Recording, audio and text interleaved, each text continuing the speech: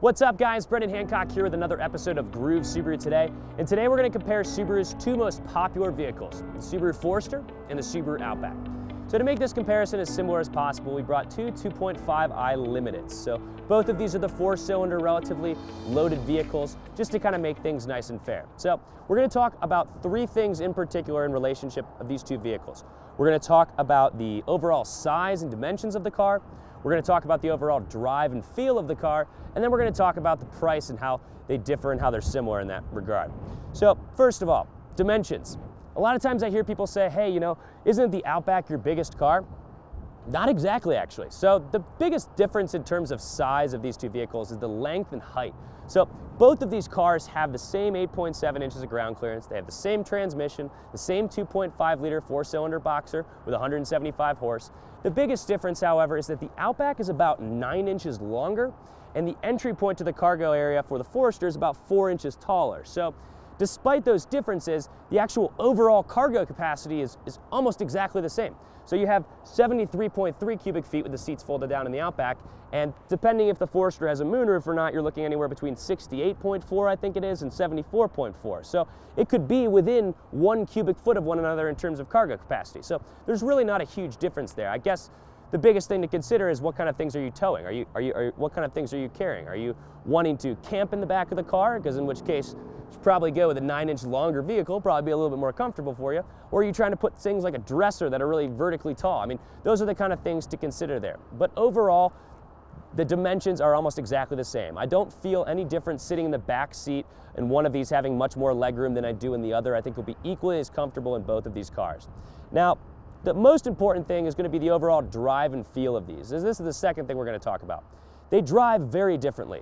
And if you've seen our 2016 comparison video, there are things that these cars were more different even just 1 year ago than they are today, and I'll tell you why. So, in terms of the drive, the Forester is going to feel more like an SUV, more of that truck-like, upright feel. You're gonna have a little bit better visibility over the front, so for shorter drivers, I recommend the Forester. I think you'll be a little bit more comfortable with it. And then the Outback, despite having that same 8.7 inches of ground clearance, is going to drive much more like a car. You're gonna sit a lot lower, and you're gonna be able to just feel a little bit more comfortable if a car is something that you want, but you want the sort of utility of a bigger SUV. So that would probably be something you'd be a little bit more familiar with.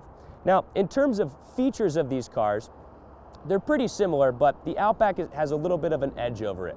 The Outback is usually, in my opinion, a little bit more luxurious. In the limited trim, for example, in this car, you're going to see things like heated seats in the back. You're going to see things like memory seats, wood grain trim, vents in the back for your passengers. You're not going to see those types of things in the Forester, even in the 2.5i Limited. Now, that used to be kind of the biggest thing. I used to describe the Forester as being much noisier, much more sporty of a drive, which it's still a little bit sportier, but one of the things that they did on the 2017 Forester that I think was an absolute game changer is they added the noise insulating glass. So now, I used to say that the Outback, with the noise insulating glass was so much quieter and so much softer. I don't think there's that much of a difference anymore. Honestly, the 2017 Forester with that noise insulating glass and that front windshield, it's a much, much quieter ride, even comparing a 16 Forester to a 17. It's a huge, huge difference. It is much, much sportier, but you can see, the air intakes, the addition and the use of SI drive with the different driving modes in the Forester. That's really where it shines in being a much sportier overall car.